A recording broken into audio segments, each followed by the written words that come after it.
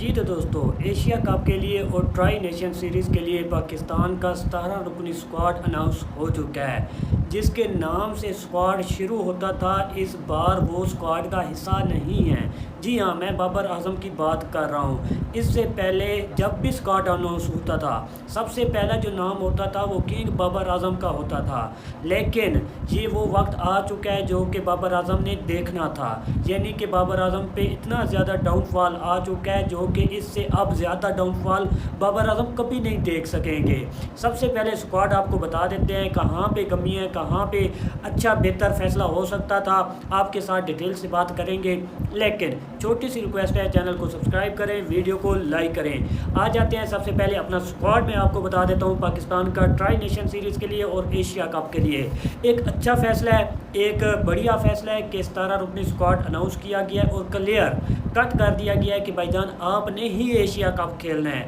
آپ نے ہی try nation series کھیلنی ہے۔ سب سے پہلے اسکواڈ بتا دیتا ہوں: سلمان علی آغا کپتان، اس کے علاوہ Abrar Ahmed leg spinner, mystery spinner بھی کہہ سکتے ہیں، فہیم اشرف، فخر زمان کے فینس کے لیے اچھی خبر، فخر زمان آپ کو نظر آئیں گے کیونکہ میں نے آپ کو بتایا تھا فخر زمان کی جو انجری تھی نا وہ گریڈ 1 کی تھی۔ اگر تو فخر زمان انجری سے ریکور نہ ہوتے تو پھر آپ کو کنگ بابر اعظم نظر آ سکتے تھے، لیکن فخر زمان کی جو انجری تھی وہ گریڈ 1 کی تھی، اس لیے فخر زمان آپ کو نظر آئیں گے ٹرائی نیشن سیریز میں اور ایشیا کپ میں۔ فخر زمان کے حوالے سے یہ خبر ہے کہ فخر زمان مکمل طور پہ فٹ ہو چکے ہیں اور ان کی ریکوری مکمل ہو چکی ہے۔ اس کے بعد نام آئے گا بھائی جان حارث رؤف کا،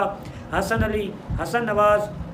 حسین طلعت، خوش دل شاہ، محمد حارث، محمد نواز، اور ایک آپ کہہ سکتے ہیں کہ ڈریم انٹری ہوئی ہے جو کہ میں چاہتا تھا، جو کہ مجھے لگتا ہے پرسنل، مجھے لگتا ہے کہ یہ ایسا بالر ہے جو کہ آخری اوور آپ کو بچا کے دے سکتا ہے۔ اس کے علاوہ زمان خان ہے اور ایک یہ وسیم جونیئر جو کہ مجھے بذات خود لگتا ہے نہ آپ کا شہین ہے نہ نسیم ہے، نسیم تو اسکواڈ میں بھی نہیں ہے، ٹھیک ہے، حارث رؤف کو بھی کٹ پڑ جاتی ہے، لیکن وسیم جونیئر جو کہ مجھے لگتا ہے یہ آپ کے لاسٹ اوور کا بہترین بالر بن سکتا ہے اور آخری مومنٹ پہ یہ بڑے بڑے شاٹ بھی لگا سکتا ہے۔ وسیم جونیئر کی آپ کہہ سکتے ہیں کہ ایک دبنگ انٹری ہوئی ہے، جس طرح WWE آپ دیکھتے ہوں گے انڈرٹیکر اچانک ٹون ہوتی تھی پیچھے آ جاتا تھا، جب لیٹ آن ہوتی تھی تو بھائی جان انڈرٹیکر پیچھے کھڑا ہوتا تھا، اسی طرح وسیم جونیئر آ چکے ہیں۔ اس کے علاوہ صاحبزادہ فرحان تو آٹومیٹیکلی چوائس تھی کیونکہ بھائی جان پچھلے 6 میچوں میں 3 بار مین آف دی میچ آئے ہیں صاحبزادہ فرحان۔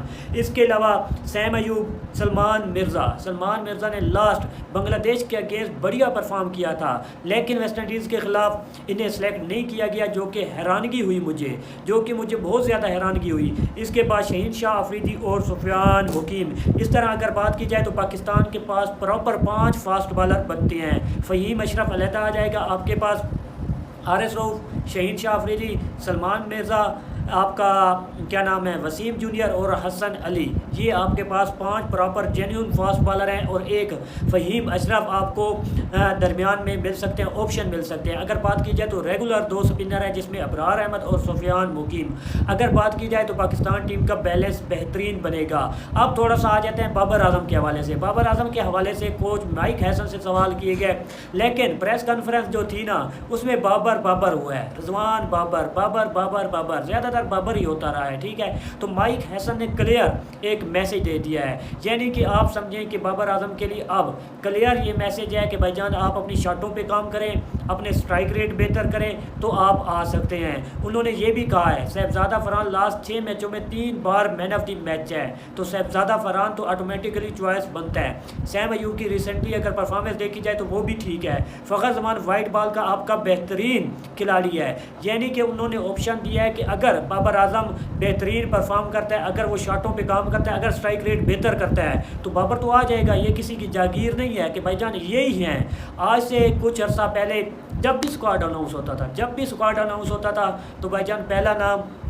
کنگ بابر اعظم کا ہوتا تھا۔ جی ہاں، بابر اعظم کا پہلا نام ہوتا تھا، یہ کبھی کسی نے نہیں سوچا تھا، ہم نے تصور بھی نہیں کیا تھا کہ بھائی جان بابر اعظم کے ساتھ ایسا بھی ہو سکتا ہے، ایسا ہم نے کبھی نہیں سوچا تھا بھائی جان، ایسا کبھی نہیں سوچا تھا، لیکن اب ہو چکا ہے۔ یعنی کہ آپ سمجھ سکتے ہیں کہ بابر کا T20 کیریئر 50-50 ہے، جی ہاں، بچ بھی سکتا ہے، نہیں بھی بچ سکتا، یعنی کہ ختم بھی ہو سکتا ہے اور دوبارہ شروع بھی ہو سکتا ہے۔ جس طرح مائک ہیسن نے باتیں کی ہیں نا، مائک ہیسن نے اور بھی کہا ہے، یہ جو 3 میچ کھیلا ہے نا بابر اعظم، یہاں سے بابر اعظم کی جو فارم ہے اس کو دیکھنا، اس کو جانچ کرنا یا اس پہ کوئی اپنی رائے دینا یہ غلط ہے، کیونکہ یہ کم میچ ہیں۔ بابر اعظم نے 147 رنز کی اننگ کھیلی ہے، اچھی اننگ کھیلی ہے، لیکن یہاں بابر اعظم کی جو پرفارمنس تھی وہ آپ بابر اعظم کی پرفارمنس کو جج نہیں کر سکتے، نہ ہی آپ اس کو کہہ سکتے ہیں کہ یار تیری پرفارمنس نیچے گری ہوئی ہے، کیونکہ بابر کا جو لیول ہے نا وہ بڑھیا لیول ہے، بابر کی جو پرفارمنس ہے وہ بڑھیا پرفارمنس ہے۔ یہ مائک ہیسن نے کہا ہے، انہوں نے کہا ہے کہ بھائی جان اگر بابر اعظم اپنی شاٹوں پہ ورک کر لیتا ہے، اگر اسٹرائک ریٹ بہتر کر لیتا ہے تو بھائی جان بابر آ سکتا ہے، T20 کسی کی جگیر نہیں ہے، یعنی انہوں نے کلیئر کٹ بتا دیا ہے بابر کو کام کرنا ہوگا، بابر کو اسٹرائک ریٹ بہتر کرنا ہوگا، تب بھی بابر اعظم آئے گا۔ اب مجھے کیا لگتا ہے، مجھے لگتا ہے کہ بھائی جان جو میں نے باتیں کہی تھی کہ کیا چیز ایڈ ہونی چاہیے تھی، مجھے جو لگتا ہے کہ حسین طلعت کی جگہ آپ عباس افریدی آپ کے پاس آپشن ہو سکتے تھے بالنگ لائن اپ میں۔ اگر دیکھا جائے نا بھائی جان، بیٹنگ لائن اپ آپ کی پوری ہے، بیٹنگ لائن اپ اگر دیکھی جائے تو ٹاپ آرڈر میں آپ کے تقریباً 4 بیٹسمین بن رہے ہیں، ان میں سے 3 آپ کھلائیں گے، شہزادہ فرحان، سیم ایوب، فخر زمان اور محمد حارث، چاروں بھی کھیل سکتے ہیں، کوئی گلہ شکوہ نہیں ہے، ہو سکتا ہے۔ اس کے علاوہ اگر دیکھا جائے تو پھر آپ کا سلمان علی آغا آ جاتے ہیں نمبر 5 پہ، نمبر 6 پہ آپ کے حسن نواز آ جاتے ہیں، نمبر 7 کی بات کی جائے تو آپ کا خوشدل شاہ آ جائے گا۔ بعد کی آپشن آپ کے پاس ہونی چاہیے تھی، فہیم اشرف بھی ہے، آپ کا عباس افریدی بھی ہونا چاہیے تھا، اس کے علاوہ شہید بھی ہے، اس کے علاوہ حارث رؤف بھی ہیں، وسیم جونیئر بھی ہیں۔ مجھے لگتا ہے کہ نمبر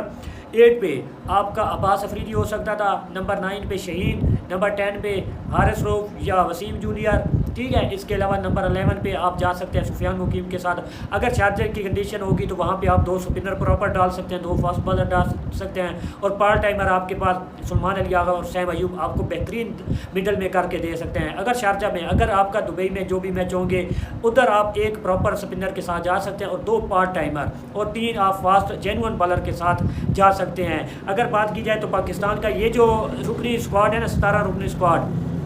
ویل ہے، ٹھیک ہے، اچھا ہے، کہیں گے کہ بھائی جان ٹھیک ہے، آپ کا جو پرفارمنس ہے وہ تو سب کو پتہ ہے، اور ایسی آپشن نہیں تھی جو کہ ہم کہتے ہیں کہ بھائی جان اس کو ہونا چاہیے تھا یا اس کو نہیں ہونا چاہیے تھا۔ یہ جو ہمارے پاس آپشن آ چکی ہے نا، اور جو پیچھے بچ گئے ہیں بھائی جان، ان کی پرفارمنس ملتی جلتی ہے، پاکستان سے آپ زیادہ توقع تو نہیں کر سکتے، باقی بیسٹ وشیز تو کہہ سکتے ہیں نا۔ باقی آپ کا زمان خان بھی آپ کے پاس آپشن ہے، اس کے علاوہ آپ کے پاس عباس افریدی بھی آپشن تھے۔ بیٹنگ لائن اپ کی اگر بات کی جائے تو آپ کے پاس آپشن مجھے تو کوئی نظر نہیں آ رہا، ان کے علاوہ بیٹنگ لائن اپ میں مجھے کوئی آپشن نظر نہیں آ رہا۔ اگر آپ لوگوں کو نظر آ رہے ہیں تو بھائی جان آپ بتائیے گا۔ افتخار احمد، وہ تو بھائی جان آپ میرے خیال میں ان کی جگہ بنتی ہے یا نہیں، کیونکہ مڈل آرڈر میں اس ٹائم حسن نواز بہترین جا رہا ہے، بڑھیا جا رہا ہے، اور سلمان علی آغا آپ کے کپتان ہیں، یعنی کہ مڈل آرڈر میں یہ آپ کے پورے ہو جاتے ہیں۔ اس کے علاوہ نمبر 7 پہ اگر بات کی جائے تو خوشدل شاہ کی جگہ افتخار احمد یا کوئی آ سکتے تھے یا نہیں، یہ تو آپ ہی بتائیں۔ باقی آپ دوستوں سے ریکویسٹ ہے ہمارے چینل کو سبسکرائب کریں،